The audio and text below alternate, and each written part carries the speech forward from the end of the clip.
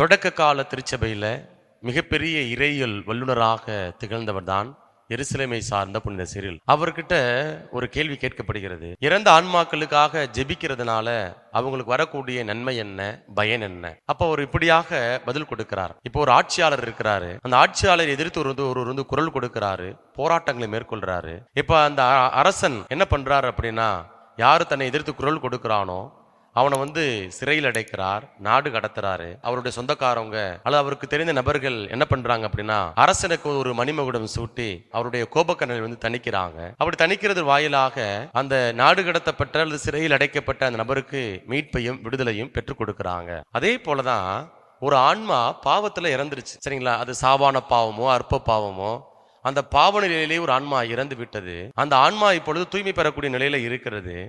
அதை மீட்டெடுப்பதற்கு நாம் கொடுக்கக்கூடிய திருப்பலிகளும் ஜபங்களும் அதே போல ஜபமாலைகளும் சிலுவை பாதைகளும் உதவியாக இருக்கிறது, மீட்பை கொடுக்கிறது, பலன் கொடுக்கிறது அப்படின்னு சொல்லி ரொம்ப அழகா யதார்த்தமா எளிமையா எருசலேமை சார்ந்த புனித சிரில் விளக்கம் கொடுக்கிறார். நம்முடைய குடும்பத்துல நம்முடைய சமூகத்துல நிறைய பேர் தெரிஞ்சோ தெரியாமலோ பாவங்களை செஞ்சிருக்கலாம். நம்முடைய ஜபங்கள் ஒரு பரிந்துரையாக கடவுள்கிட்ட இருக்கும்.